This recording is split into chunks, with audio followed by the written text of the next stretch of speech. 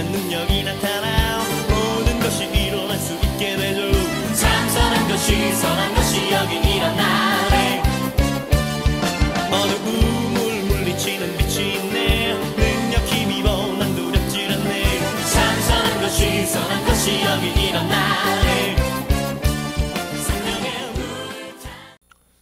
다 같이 마음 모아 주연절 둘째 주일 예배 하나님 앞에 드리도록 하겠습니다. 함께 신앙 고백드립니다. 나는 전능하신 아버지 하나님 천재 창조주를 믿습니다. 나는 그의 유일하신 아들 우리 주 예수 그리스도를 믿습니다. 그는 성령으로 잉태되어 동정녀 마리아에게서 나시고 본저 빌라도에게 고난을 받아 십자가에 못 박혀 죽으시고 장사된 지 사흘 만에 죽은 자 가운데서 되살아나셨으며 하늘로 오르셔 전능하신 아버지 하나님 우편 앉아 계시다가 거기로부터 살아있는 자와 죽은 자를 심판하러 오십니다. 나는 성령을 믿으며 거룩한 공교회와 성도교제와 죄를 용서받는 것과 몸의 부활과 영생을 믿습니다. 아멘. 다 찬송가 205장 함께 찬송합니다.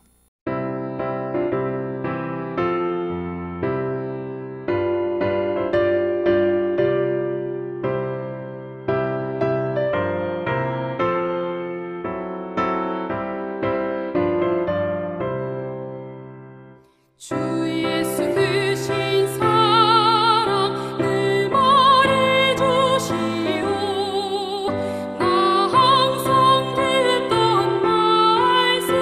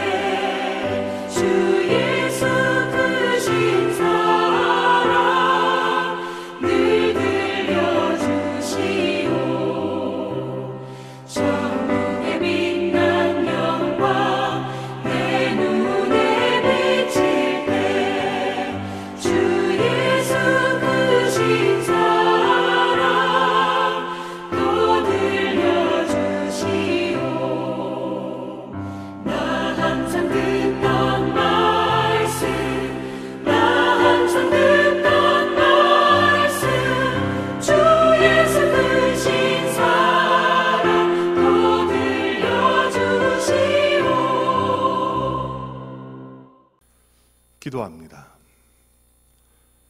참 좋으신 하나님, 힘들고 어려운 이 세상 속에서도 주의 자녀를 지켜주시고 인도하여 주셔서 오늘도 주의 이름 앞에 무릎 꿇고 하나님 앞에 예배의 제단을 쌓게 하시니 그 은혜 감사드리옵나이다. 우리가 있는 각 처소처소에서 하나님 영광을 찬양하며 주의 이름을 불러 올리는 귀한 예배 드리오니 주여, 오늘 우리가 드리는 이 예배 흠양하여 주옵시고 각 가정가정에 임재하사 귀하신 능력과 은혜로 날마다 보살펴 주옵소서. 2021년 새해를 주께서 허락하여 주셔서 우리의 걸음마다 통행하여 주시고 하나님의 크신 은혜와 사랑 가운데 하나님이 우리의 인생의 주인이 되시며 하나님이 우리의 인생을 책임지신다는 믿음으로 올 한 해도 승리하는 거룩한 믿음의 가정들 되게 주여 인도하여 주옵소서. 건강으로 함께하여 주시고 은혜와 능력으로 충만케 하여 주셔서 날마다 우리의 입술에서 감사와 찬양이 떠나지 않으며 우리가 있는 이 자리가 하나님 앞에 예배하는 예배 처소가 되어 온 가정이, 온 가족이 한마음 한뜻으로 하나님 영광 돌리는 거룩한 도구로서 살도록 주여 인도하여 주옵소서. 아직도 하나님을 알지 못하는 사람들이 너무나 많습니다. 하나님을 영접하지 않은 가족들도 있습니다. 주여 함께하여 주시고 역사하여 주셔서 귀하신 성령의 은혜로 그들의 마음을 돌이켜 주시고 그들의 발걸음을 주님 앞으로 인도하사 함께 머리 숙여 예배하며 함께 주를 찬양하는 거룩한 복 허락하여 주옵소서. 이 나라를 뒤덮고 있는 코로나 바이러스의 세력이 약해지게 하여 주옵시고 믿는 우리가 앞장서 먼저 이웃을 배려하고 먼저 이웃을 보살필 줄 아는 거룩한 믿음 허락하여 주옵소서. 오늘도 부족한 종 세우셨사오니 주님 함께하여 주실 줄로 믿사오며 이 모든 말씀 우리 주 예수 그리스도의 이름으로 간절히 기도하옵나이다. 아멘. 오늘 우리에게 주신 하나님 말씀은 창세기 3장 7절 말씀입니다. 창세기 3장 7절 말씀 제가 받들어 봉독합니다. 이에 그들의 눈이 밝아져 자기들이 벗은 줄을 알고 무화과나무 잎을 엮어 치마로 삼았더라. 아멘. 최근 사회적 이슈로 등장한 문제 중 하나가 전직 대통령에 대한 사면 문제입니다. 국민 통합을 위해 두 전직 대통령을 사면해야 한다는 의견이 나온 거죠. 이에 대한 전반적인 국민들의 의견은 찬반이 팽팽하게 맞서는 양상입니다. 찬성하는 쪽은 나이와 건강을 생각해서 이제는 좀 용서해줘야 된다고 하고, 반대하는 쪽은 아직 제대로 된 사고도 제대로 된 장면 인정도 없었는데 어떻게 용서할 수 있느냐는 의견입니다. 심지어 자신이 저지른 불법 행위로 인해 탄핵까지 당한 이가 아직도 그 모든 걸 정치적인 보복으로 취급하고 있는 것에 대한 반발인 거죠. 그러면서 생각해 봤습니다. 진정한 사면, 진정한 용서의 진심은 무엇일까? 사실 용서나 사면이라는 이 단어의 짝꿍처럼 붙어다니는 단어가 사과, 참회, 반성입니다. 진심 어린 사과가 있어야 용서가 가능하고 진심 어린 반성, 진심 어린 참회가 있어야 사면도 가능하다는 거죠. 용서하고 사면하는 건 그가 그 죄를 뉘우치고 완전히 벗어나 새 사람이 되겠다는 결단이 있어야 되는 것이고, 그가 완전히 다른 삶을 살기를 바라는 마음을 담아 용서하고 사면하는 것이기 때문입니다. 그래서 피해자들은 용서해 주는 것이고 죄값을 다 치르지 않았지만 사면해 주기도 하는 거죠. 그럼 성경은 이 죄에 대해, 용서에 대해, 사면에 대해 뭐라고 말할까요? 죄인된 우리를 향한 하나님의 마음은 무엇이고 죄인된 우리를 바라보는 하나님의 진심은 어디에 있을까요? 바로 오늘 우리가 읽은 말씀은 바로 이 부분에 대한 답을 상징적으로 보여주는 말씀이기도 합니다. 오늘 말씀을 통해 죄인된 우리를 향한 하나님의 마음을 헤아리고 그 뜻대로 살아가는 거룩한 주의 자녀들 되길 주의 이름으로 간절히 축원합니다. 오늘 우리가 읽은 본문은 태초의 인간 아담과 하와가 선악과를 먹은 다음의 이야기입니다. 뱀의 유혹에 빠져 하나님의 말씀을 잊어버리고 아담과 하와는 선악과를 따먹었습니다. 그리고 오늘 성경 본문을 보니까 그들의 눈이 밝아져 무화과나무 잎을 엮어 치마로 만들었다, 성경은 증거하고 있습니다. 눈이 밝아졌다는 건 그들의 시력이 좋아졌다는 의미라기보다는 그들이 의식하지 않던 것을 의식하게 되었다는 거죠. 곧 선악과를 먹기 전까지만 해도 자신들이 벗고 있음을 느끼지 않았는데 선악과를 먹은 다음 달라진 겁니다. 시각이 달라진 거죠. 우리도 이런 일들 자주 경험하지 않습니까? 숨은 그림 찾기 하다 보면 모르고 볼 땐 정말 어디에 있는지 어떤 물건이 숨겨져 있는지 알 수 없는데 답을 알고 나면 딱 보기만 해도 여기에 망치가 있고 여기에 빛이 숨어 있고 여기에 고양이가 숨어 있고 금세 발견합니다. 알고 볼 때와 그렇지 않을 때의 차이가 천지 차이인 거죠. 오늘 선악과를 따먹은 아담과 하와의 상황이 바로 그런 상황이었습니다. 선악과를 먹기 전까지만 해도 의식하지 않았던 것들이 선악과를 먹은 다음부턴 눈에 들어오기 시작하는 겁니다. 신경 쓰이기 시작한 겁니다. 선악과를 먹기 전까지만 해도 의식하지 않던 상대방의 모습, 상대방의 차림새, 선악과 이후에는 분명히 들어오기 시작한 거죠. 그리고 스스로 자신도 돌아보게 된 겁니다. 그리고 자신의 부끄러움이 보이니까, 자신의 추함이 보이니까 얼른 가렸던 겁니다. 그런 의미에서 오늘 말씀에서 말하는 눈이 밝아졌다는 표현은 느끼지 못했던 것을 느끼게 되었다는 것입니다. 중요한 건 그 변화의 원인입니다. 그 변화의 이유가 그들의 지혜가 늘어나고 그들의 능력이 좋아서가 아니라 그들이 하나님의 말씀을 어기고 죄를 지었기 때문입니다. 곧 하나님의 말씀을 어긴 거죠. 하나님 앞에 잘못을 저지른 겁니다. 잘못을 저지르자 자신의 치부가 보이기 시작하고 수치가 느껴지기 시작하고 약점이 보이기 시작했던 겁니다. 그리고 그것을 가리고자 나뭇잎을 엮어 치마를 만들어 입었던 거죠. 감추기 시작한 겁니다. 선악과를 따먹기 전만 해도 하나님 앞에 감출 것 없는 존재들이었습니다. 근데 선악과를 먹고 나니 하나님 앞에 점점 가리고 감출 게 늘어났던 거죠. 그리고 오늘 말씀을 보니까 뒤쪽에 8절에 동산나무 사이에 그들이 숨었다고 성경은 증거합니다. 선악과를 먹기 전만 해도 아담과 하와는요, 동산을 자유롭게 거니는 존재였습니다. 하나님이 있든 없든 상관치 않고 자기들 편한 대로, 자기들 마음 내키는 대로 동산을 거닐렀던 사람들이었다는 거죠.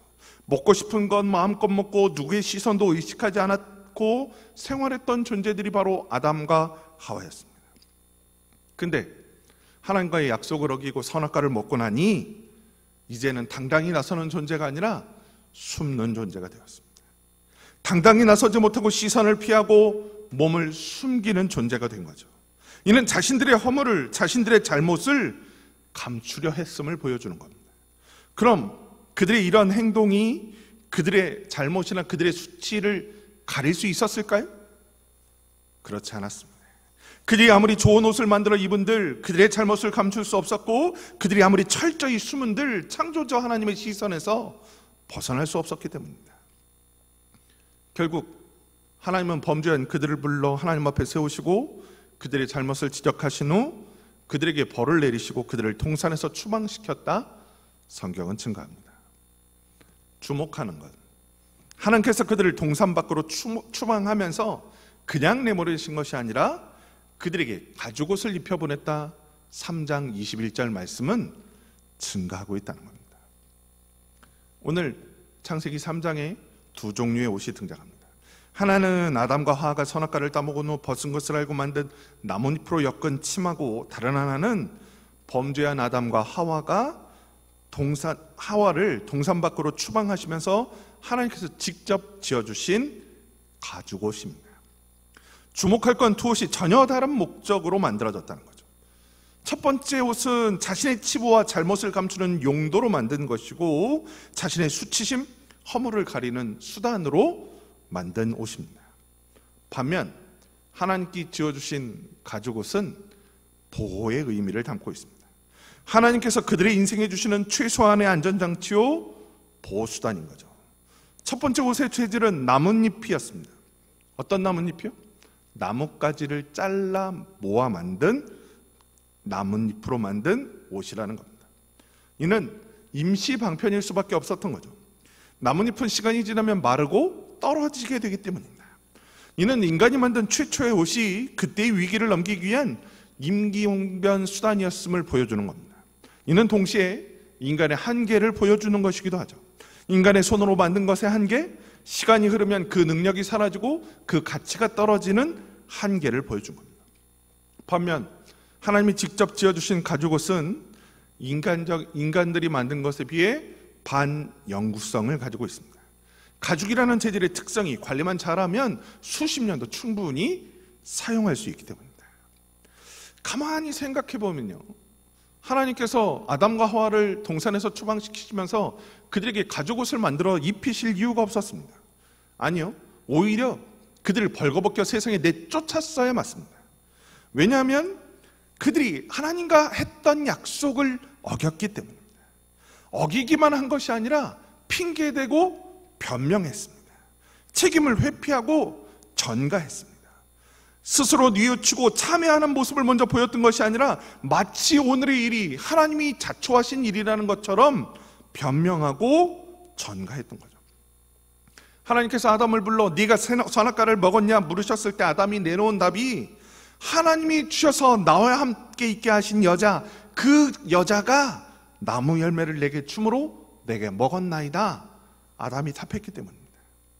하나님이 주신 여자만 없었으면 나는 죄짓지 않았습니다 하는 뉘앙스가 풍기는 거죠. 하나님이 주신 약속의 주인공인 아담이 그 약속을 어기고서도 그 죄악의 근원이 하나님께 있음을 은근슬쩍 전가하고 있는 겁니다. 하나님이 내게 하와만 주시지 않았어도 전 이렇게 타락하지 않았을 겁니다. 뻔뻔하게 이야기하는 거죠. 이 얼마나 적반하장의 태도입니까? 자신의 잘못을 인정하고 하나님 앞에 무릎 꿇고 회개해도 부족할 판에 은근히 그 책임을 하나님께 떠넘기고 있었던 것이 바로 아담의 모습이었습니다. 하와의 모습이었습니다. 그런데 하나님은 이 죄인된 아담과 하와를 동산에서 추방하면서 가죽옷을 지어 입히셨습니다. 왜 그랬을까요? 왜 하나님은 자신의 잘못도 제대로 인정하지 않는 아담과 하와에게 이 사랑을 베푸셨을까요? 여기 하나님의 참뜻이 숨겨져 있습니다. 우리가 먼저 기억할 건 가죽의 특성입니다. 가죽은요, 동물의 표피를 이용해 만듭니다. 1차적으로 가죽옷을 만들기 위해서는 희생이 필요하다는 거죠. 희생 없이 가죽옷을 만들 수 없기 때문입니다. 곧 죄인된 아담과 하와를 위해 희생을 통하여 그들을 지키시고 보호하시려는 하나님의 섭리가, 하나님의 사랑이 오늘 이 가운데 드러나고 있는 겁니다. 2차적으로 가죽은요, 관리가 필요한 재료입니다. 처음 동물의 몸에서 분리한 이후 옷이든 가방이든 다른 용도로 사용하던 가죽은 잘 다듬은 다음에 관리를 통해서 사용하는 겁니다. 저희 집이 이 대선교회로 처음 부임할 때 사택이 워낙 넓어서 거실에 소파를 하나 뒀으면 좋겠다 하고서 큰맘 먹고 가죽 소파를 하나 구입한 적이 있었습니다. 가죽 소파가 좋다는 이야기를 저도 많이 들었기 때문에 이왕 새롭게 시작하는 생활이니까 가죽 소파에서 생활하자.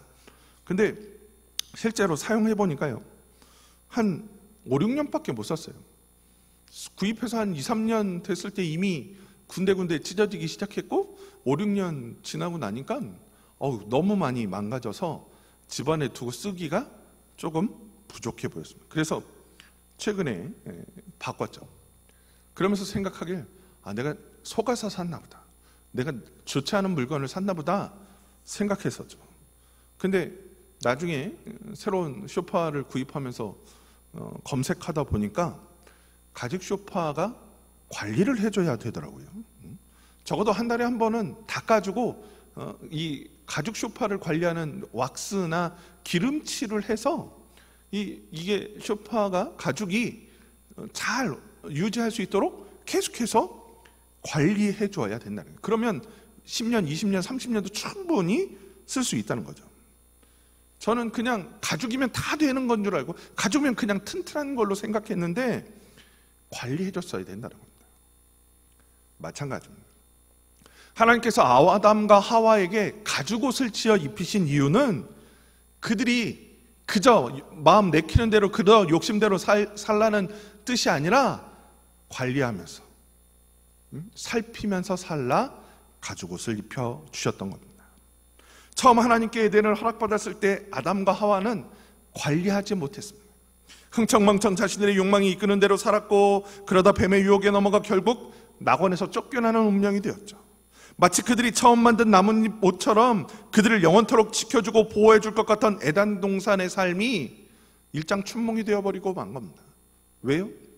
그들 마음대로 살았은 거예요. 관리하지 않고 살았기 때문입니다. 절제하지 않고 살았기 때문입니다. 자기 마음대로 욕망이 이끄는 대로 살아온 삶의 결과가 그들을 그처럼 추방되게 만들었던 거죠. 그런 그들을 낙원에서 추방하면서 하나님이 가죽옷을 손수 지어 입히신 이유, 이제부터라도 너희들이 세상에 나가선 관리하면서 절제하면서 하나님의 대행자로서 바른 삶을 살라 상징적으로 보여주신 겁니다. 세상에선 하나님의 대행자로서 스스로를 절제하며 자제하며 살아가라는 거죠. 때때로 닦아주기도 하고 기름칠도 하고 해지려 하는 곳이 있으면 덧대어 해지지 않도록 막아주는 노력하며 살라 가죽옷을 지어 입혔던 겁니다.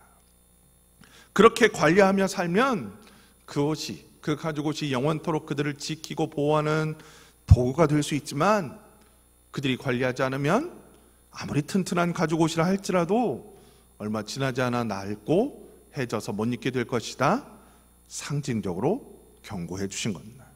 곧 하나님이 주셨던 가죽옷은 보호해 주겠다는 약속의 의미도 있지만 동시에 경고와 권면의 의미도 담고 있는 겁니다.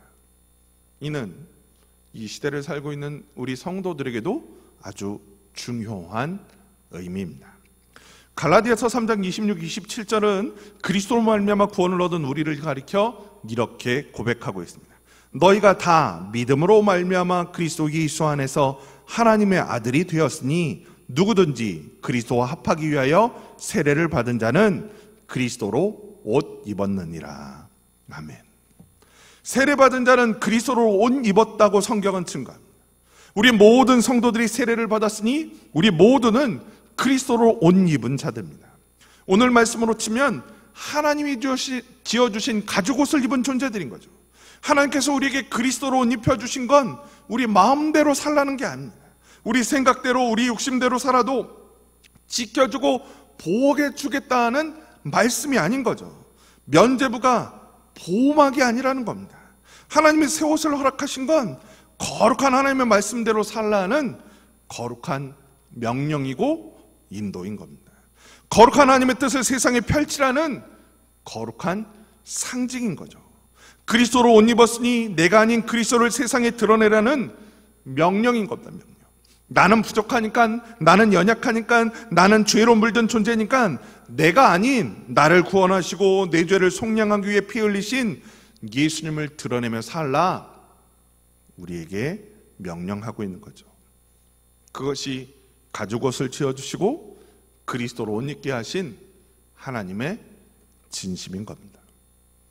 하나님이 죄를 범하여 추방되는 아담과 하와에게 가죽옷을 지어 입히신 참뜻, 우리의 죄를 묻지 않겠다는 선언이 아니라 비록 죄 지은 몸이지만 하나님께서 용서하겠다는 사면의 선언이요, 지금부터라도 말씀 안에서 관리 잘하여 거룩한 하나님의 도구로서 바르게 살라는 명령임을 우리는 기억해야 됩니다.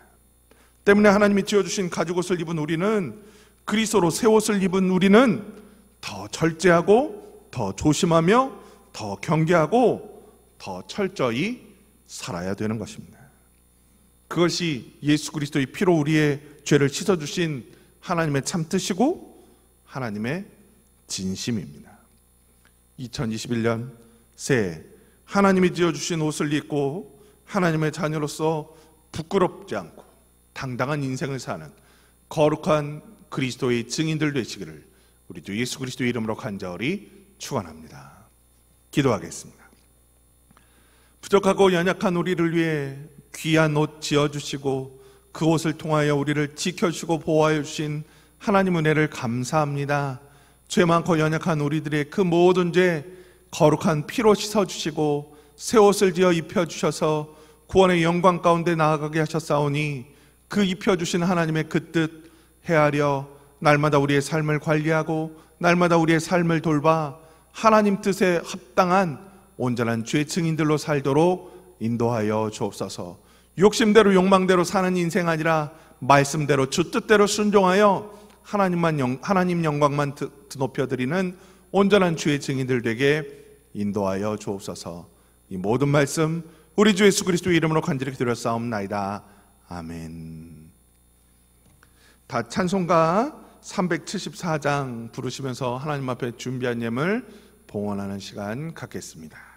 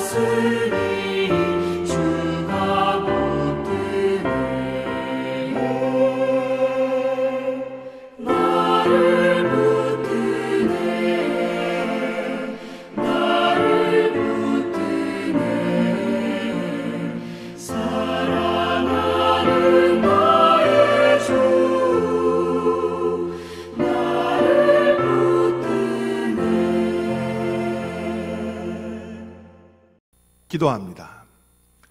참 좋으신 하나님, 오늘도 주님 앞에 모여 하나님의 말씀을 듣고 머리 숙여 예배하게 하시니 그 은혜 감사드리옵나이다. 부족하고 연약한 우리들 가운데 귀한 은혜와 능력으로 이끌어 주시고 귀한 말씀 깨닫게 하여 주셔서 날마다 주님 주신 거룩한 새 옷에 합당한 온전한 삶 살아가는 온전한 주의 백성들 되게 인도하여 주옵소서. 내 마음대로 내 생각대로 살아가는 것 아니라 거룩하신 말씀대로 주께서 주신 옷 거룩하게 관리하며 살아 온 땅에 하나님의 향기를 드높이며 하나님의 영광을 드높이는 거룩한 주의 자녀들 되게 인도하여 주옵소서. 귀한 예물도 성별하여 하나님 앞에 드립니다. 이 예물 청별한 손길들 기억하여 주시고 그들의 인생 가운데 통행하사 하나님 영광 가운데 살게 하여 주시며 드려진 예물 하나님 영광 위에 사용되게 하시고 이 드린 손길 위엔 차고 넘치는 은혜와 복으로 함께하사 날마다 하나님 앞에 감사하며 영광 돌리는 거룩한 인생 될 수 있도록 주께서 되갚아 주옵소서. 이 모든 말씀 우리 주 예수 그리스도의 이름으로 간절히 기도하옵나이다. 아멘. 이제는 우리 주 예수 그리스도의 은혜와 하나님 아버지의 사랑과 성령님의 감동감화 교통하심이 주님 뒤어 주신 새 옷을 입고 그곳에 합당한 삶으로 하나님 앞에 영광 돌리며 살겠다 다짐하고 결단하는 주의 백성들 머리 위에 지금부터 영원까지 함께 하옵시기를 간절히 축원하옵나이다. 아멘.